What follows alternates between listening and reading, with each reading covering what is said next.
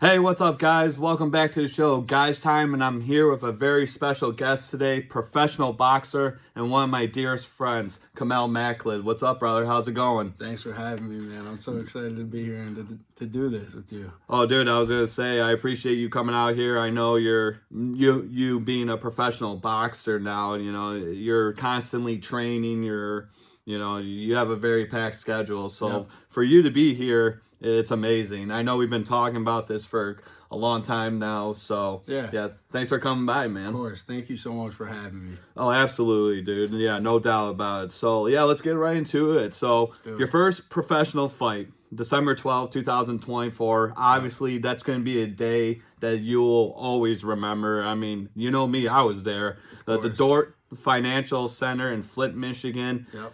I mean, you had so many people out there supporting you. I just want to go, I want to pick your brain a little bit. What was the mindset heading into that fight?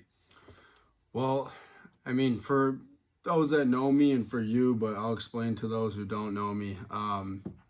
About six and a half years ago, I wrote down on a sticky note, a piece of paper. I wrote down December 12th, 2024. Light heavyweight champ. And somehow, some way, I shouldn't say somehow, some way, I should say that I manifested it and I made it happen. I made my pro debut on that exact day in that weight class. So with that being said, it was like the nerves were at an all-time low, right? Obviously, there's a little bit of nerves. You want to perform. You want to make sure that you prepared correctly. But it seemed that everything was happening perfectly and there was no reason for me to be nervous. It was almost like there was no chance I could lose. It was like my consciousness couldn't even elevate that thought.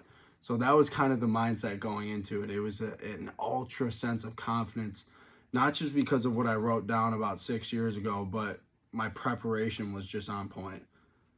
My nutrition was on point. My training was on point. My road work was on point. My sparring was on point. There was no box that was left unchecked. So Yeah, no, and then obviously me being there, you looked fantastic in that fight. It only took 90 seconds for first round the KO, TKO. You hit him with a good body shot, and he wanted no Right. more of you. It was absolutely phenomenal. What a way to enter the pro boxing scene. Great way to start off your pro career. First round knockout early, 90 Yep. seconds, as I mentioned. So, talking more about that fight, so how does that fight, your first professional fight, compare and contrast to all your amateur fights leading up to that pro fight on December 12th of last year? Well, first I'll start with this. The level of support. The level of support was seriously something so special. Like, it's hard to really convey to people like how much that means to me and how much of this actually isn't possible without all that support from family to friends to people at the gym. I mean, I was at the start of the card and probably arguably had the most supporters there. Like, that is something special. And that's on a weekday too. That was a Thursday night. Thursday night, People yep, had to work the next day, and for sure. for the most part, it was far away. I mean, it was a solid hour, a little over an hour away. And on a work day, a lot of people don't want to make that drive. So the fact that I had that many people out there was something incredible. And I really do mean this when I say this, that none of this is possible without all of that support. With that being said, the difference between the amateur and the pro ranks now, the preparation, there's not a ton different. It's just a matter of ramping things up now, right? You move on to a 4-round fight, you move on to a 6-round, 8-round, 10-round, 12-round. The way you do things just change. The amount that you do things change, I should say. So there's not a massive difference, but it's just the amount of what you're doing in training.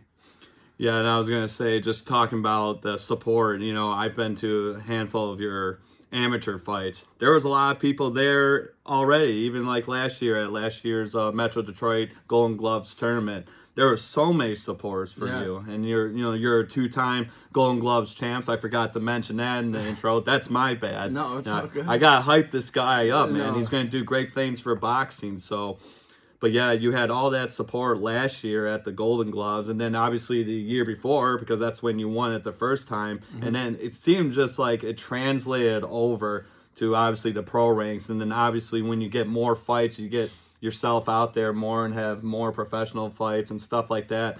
People are gonna follow you, man, Yeah. and it's gonna be fun. It's gonna be a fun And time. it's happening, honestly. I mean, I've done a decent job on my social media, just promoting myself and whatnot, but it's building, and I've caught traction on a few pages that have a few million followers, couple 100,000 followers, or posting some of my content. So we're making good traction, you know. Yeah, I'm excited for this journey. It's just started, honestly. It's Yeah. crazy to think that compared relatively to others that I've been doing this for a short amount of time, but the amount of traction that we're gaining in this short amount of time is incredible. Yeah, no, and like I said, you have a great, gym. Obviously, Coach Bobby Curtis, one of the best in the business, one of the nicest guys I ever met. Me trained there, and then obviously Absolutely. his wife, Coach Izzy, Yep. two amazing, great people. So I guess talking about him a little bit, Yeah. what's it like having a guy like Bobby Curtis in your corner for your fights? It's special, and it's different compared to most coach and fighter situations because of the level that he cares for. The special thing about Bobby is that he is going to go to bat for you no matter what the situation is, and if it's him getting in trouble for something, then he's gonna do it if that means standing up for you. So I'm lucky to have someone like Bobby in my corner. Yeah, and Coach Bobby is a great guy. Like I've obviously met him numerous times, and yeah, he's one of the nicest guys I ever met. He So is. it's good to have a guy like that, For sure. not only in the corner of your fights, but just in your life in general. Absolutely. So yeah, that's awesome. So obviously, a lot of people listening to this or will listen to this later on today. They're wondering like why do boxing, man? Why is boxing why are you doing that for a living? There's so many other things you can be doing, but why is boxing the one thing you want to do with your life? Yeah, so I mean, I was always a big sports person. I played sports my whole entire life. I wanted to play college football. I had a very small chance of playing. I don't know if I would have actually ever gotten a scholarship, but I blew my hamstring out my senior year of playing football, which destroyed any chance I had of even getting looked at by a college. Yeah. Right? I had done some camps prior to my senior year that I got some good looks at, but once I blew my hamstring out, that was it for that. I was always drawn to boxing. Parents weren't the biggest fans of it, but Understandably. it worked. Yeah, right. Yeah, absolutely. Completely understandable. Yep, No parents want to see their kid get hit. for sure. But I was always drawn to boxing. Parents weren't the biggest fans of it, so we kind of moved on. I just continued to play my sports, and once I turned 18, that was it. Really, I had my chances of playing football in college were done, and I had nothing else really. I was a very lost kid. I was very sad about the injury, and there wasn't much I felt like I had going for myself at the time. And looking back, I could have done whatever I wanted. Right, the world's your oyster at that point. Could have done whatever. I could have went to college. I could have went to trades, but boxing was ultimately what was calling my name. Why? That's God's plan, and he spoke to me. It was instantaneous. As soon as I had my first lesson, which was the day after I turned 18, so right after January 8th, I was in the boxing gym. Shout out Pete Barashai, that was my first coach. It was instant. I was hooked. I knew for a fact that this is what I was going to be doing for the rest of my life. With that being said, and I say this all the time to people who want to pursue boxing, just because I knew doesn't mean that was a smooth road the whole way, right? There was times where I didn't want to do it anymore. There was times where I questioned whether I was good enough. that's just the nature of chasing anything that you're passionate about. So it wasn't always a smooth road, but I always knew deep down that I was going to keep going for it.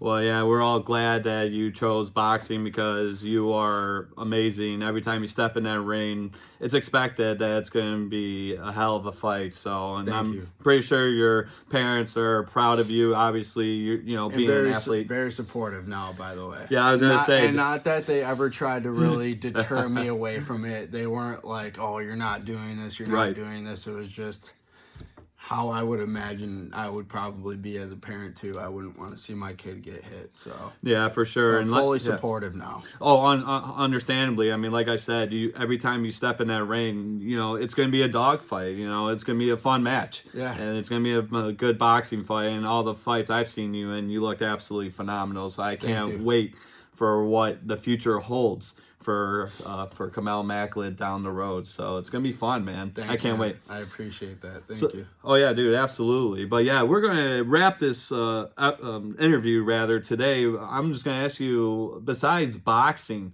what kind of hobbies do you do outside of boxing? Because obviously, being a pro, like that's your life. But I mean, you gotta have a life, you know, besides boxing. So what do you like to do for hobbies? Like, what's the go-to? So on the very small amount of free time that I do get, when I do get it, I love to play golf. I've recently have gained a love for golf. It can be very frustrating. It's a love-hate relationship with golf, but yeah, I've been there. It gives me a chance to slow down. You know what I mean? You have one obstacle in front of you, just to hit the ball or to deal with whatever obstacles in front of you, and you have to slow down. If you don't, you're always rushing, then things get messed up. And I feel like that's helpful for me in my life because I'm always on the go, right? I'm either training or I'm training people. I'm training or I'm training people. It's just a lot on the go. So when I get the chance to slow down, golf helps, I feel. Yeah, no, understandably. Like, my family likes to golf too, and yeah, it's a very frustrating sport. But like you said, it's very relaxing. You don't have to spar or hit anybody. You can just hit the golf ball with a golf club and hang out with your boys or your family and have a good time. And you learn to reset, right? For sure. Which is a huge thing mentally, I feel like, for anything you do in your life. If you have something that is frustrating that happens to you or whatever, you have to learn to reset quickly before the next shot, or else it's all going downhill. For sure, absolutely. Yeah. So yeah, with that being said, I guess we'll end on this question. So what are the updates for your next fight? What's going on with that? So me and my manager are currently talking right now. We're trying to line some things up in April. Nothing's locked or set in stone yet, but I'm always ready. I'm always staying ready. I could fight tomorrow. I could fight tonight if you wanted me to. So we're just trying to line things up for April right now and pray that things get locked in. Yeah, that'd be awesome, man. I can't wait. So with that being said, Kahmel, thank you for joining me today. Kahmel Makled, ladies and gentlemen. He's on Instagram. He's on TikTok. Do you want to give him your handle? Yeah, absolutely. I know it's a little funky, but it is a little funky. So it's my last name and my first name. It's spelled MakledKahmel, and that's on Instagram and TikTok. You can also find me on Facebook as well. All right, there you go. Yeah, Kahmel Makled, professional boxer. Kahmel Makled, 1-0 in his professional career so far, and hopefully, as he mentioned, we will see him in April for his second professional boxing fight. Kahmel, I appreciate the time today. Thanks for coming out. Thank you. You're Zach. Amazing. I appreciate that. Yeah, well, dude, it was fun, man. It was fun. I know, like I said, we've been talking about this for a long time, so yeah, appreciate you coming out, man. Thank you for having me, dude. I had a lot of fun. For sure, and so did I. So yeah, with that being said, ladies and gentlemen, this is Zach Bryce from Guys Time. Sports matter here. Take care, guys. Peace.